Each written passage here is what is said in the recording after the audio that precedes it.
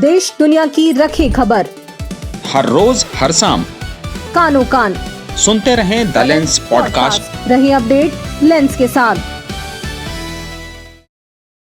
नमस्कार, आज तारीख है 13 मार्च, दिन शुक्रवार। मैं हूं अरुण पांडे। आप सुन रहे हैं द लेंस का न्यूज पॉडकास्ट राउंड अप, जहां होंगी खबरें देश दुनिया की और आखिर में होगी खबर खास। मध्य पूर्व में जारी युद्ध से दुनिया भर में हुए ऊर्जा संकट के बीच केंद्र सरकार ने आज फिर साफ किया कि देश में घरेलू एलपीजी सिलेंडर की कोई कमी नहीं है। पेट्रोलियम मंत्रालय की जॉइंट सेक्रेटरी सुजाता शर्मा ने प्रेस ब्रीफिंग में बताया, देश में 1 लाख रिटेल आउटलेट और 25,000 डिस्ट्रीब्यूटर पर पर्याप्त स्टॉक उपलब्ध है। रोजाना करीब 50 लाख सिलेंडर की डिलीवरी की जा रही है। साथ ही उन्होंने यह भी जोड़ा कि एलपीजी सप्लाई चिंता का विषय है, लेकिन कोई कमी नहीं है। वहीं इस संकट से निपटने के लिए केंद्र ने राज्यों को केरोसिन का अतिरिक्त कोटा बढ़ा दिया है। अब तक सामान्य तौर पर हर तिमाही 1 लाख किलोलीटर केरोसिन राज्यों को मिलता था, जिसमें अब अतिरिक्त 48,000 किलोलीटर यानी 4.8 करोड़ लीटर और जारी किया जाएगा। यह घरेलू उपयोग के लिए राशन दुकानों और तेल कंपनियों के आउटलेट से मिलेगा। राज्य सरकारें ही इसका वितरण सुनिश्चित करेंगी। इस बीच पंजाब के बरनाला जिले के सेहाना गांव में एक दुखद घटना हुई। 66 साल के भूषण कुमार मित्तल सुबह 5 बजे सिलेंडर के लिए लाइन में लगे थे। 2 घंटे इंतजार के बाद थकान से सिलेंडर पर बैठ गए और अचानक हार्ट अटैक से गिर पड़े। अस्पताल ले जाते समय उनकी मौत हो गई। इस पर कांग्रेस नेता सुखविंदर सिंह धालीवाल ने केंद्र सरकार को जिम्मेदार ठहराया और परिवार को मुआवजा देने की मांग की। केंद्र और राज्य सरकारों के तमाम दावों के बाद भी यूपी, बिहार समेत अन्य राज्यों में सिलेंडर की कमी और कालाबाजारी की खबरें आज दिन भर मीडिया में छाई रहीं। वहीं दिल्ली सिख गुरुद्वारा प्रबंधक कमेटी ने केंद्रीय पेट्रोलियम मंत्री हरदीप सिंह पुरी से मदद की मांग की है। कमेटी ने पत्र लिखकर कहा है कि एलपीजी सिलेंडर की सप्लाई रुक जाने से कई गुरुद्वारों में लंगर चलाने में दिक्कत हो रही है।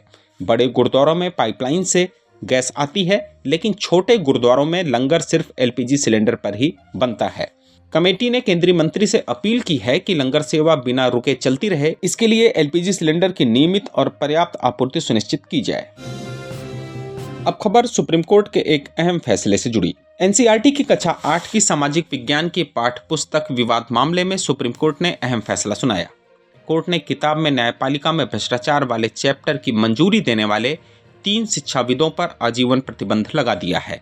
इन तीनों शिक्षाविदों के नाम हैं प्रोफेसर मिशेल डैनिनो, सुवर्णा दिवाकर और आलोक प्रसन्ना कुमार। कोर्ट ने कहा कि इन तीनों लोगों ने या तो न्यायपालिका के बारे में सही जानकारी नहीं रखी या जानबूझकर गलत तरीके से तथ्य पेश कर बच्चों के सामने न्यायपालिका की नकारात्मक छवि बनाई।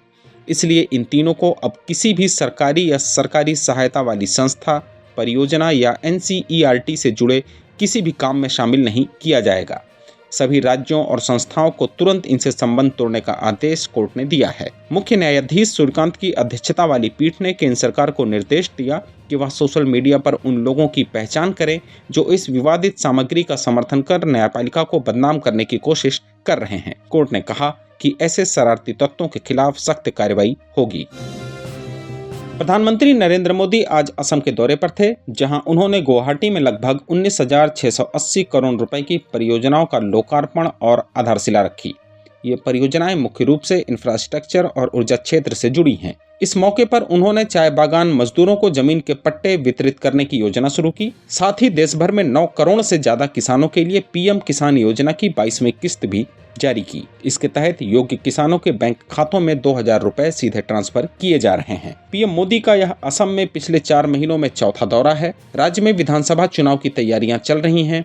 पूरे 2 दिवसीय दौरे में कुल 47,600 करोड़ रुपए से ज्यादा की परियोजनाओं का लोकार्पण और शिलान्यास किया जाना है। अब खबर ईरान में अमेरिका और इजराइल के साझा हमलों से जुड़ी। चीन ने आज घोषणा की है कि ईरान में प्राथमिक स्कूल पर हुए हवाई हमले में मारे गए छात्रों की मदद के लिए वह $2 लाख की आपातकालीन मानवीय सहायता देगा। चीनी विदेश मंत्रालय के प्रवक्ता गुओ जियाकुन ने मीडिया ब्रीफिंग में कहा कि स्कूल पर हमले में छात्रों की मौत पर चीन ने गहरा दुख व्यक्त किया है और पीड़ित परिवारों के प्रति संवेदना जताई है। उन्होंने बताया कि चाइना की रेड क्रॉस सोसाइटी ने ईरान की रेड क्रिसेंट सोसाइटी को $2 लाख की सहायता देने का फैसला किया है, ताकि प्रभावित परिवारों को तत्काल मदद मिल सके। गौरतलब है कि इस हमले में 150 से अधिक लोगों के मारे जाने का दावा ईरान कर चुका है, जिसमें बड़ी संख्या में मासूम बच्चे शामिल थे। और अब खबर शेयर बाजार से। मध्य पूर्व में चल रहे संघर्ष और होर्मुज जलडमरू मार्ग के बंद होने से तेल की कीमतों में तेजी के बीच भारतीय शेयर बाजार में इस सप्ताह भी भारी गिरावट दर्ज की गई। यह 4 सालों का सबसे खराब सप्ताह रहा है। अब तक निवेशकों को कुल मिलाकर लगभग 19 लाख करोड़ रुपए का नुकसान हो चुका है। आज सेंसेक्स में 1442 अंकों की गिरावट आई और यह 75,000 के स्तर से काफी नीचे बंद हुआ। सिर्फ एक दिन में करीब 9.8 लाख करोड़ रुपए का नुकसान दर्ज किया गया है। पिछले शुक्रवार को सेंसेक्स 78,918 पर बंद हुआ था, लेकिन इस सप्ताह ब्रेंट क्रूड की कीमतें $102 प्रति बैरल तक पहुंच गईं, जिससे बाजार में मंदी का माहौल छा गया। और आखिर में जरा हटके में बात USS अब्राहम लिंकन की। मिडिल ईस्ट में अमेरिका, इजराइल और ईरान के बीच तनाव चरम पर है और इस जंग में एक अमेरिकी समुद्री योद्धा सुर्खियों में छा गया है, USS अब्राहम लिंकन। लेकिन ये कोई साधारण समुद्री जहाज नहीं है, बल्कि दुनिया का सबसे ताकतवर एयरक्राफ्ट कैरियर है। ये सुपर कैरियर 333 मीटर लंबा, 1 लाख टन से भी भारी और परमाणु ऊर्जा से चलने वाला है। दावा है कि बिना रुकावट यह 20 साल तक समुद्र में घूम सकता है। तो क्यों है ये इतना खतरनाक? क्योंकि यह समुद्र पर तैरता हवाई अड्डा है। डेक पर 90 फाइटर जेट्स, बॉम्बर्स और हेलीकॉप्टर तैनात रहते हैं। साथ ही 5,500 से ज़्यादा सैनिक इस पर एक साथ रह सकते हैं। फिलहाल इसके पर्सियन गल्फ में तैनाती की खबरें हैं।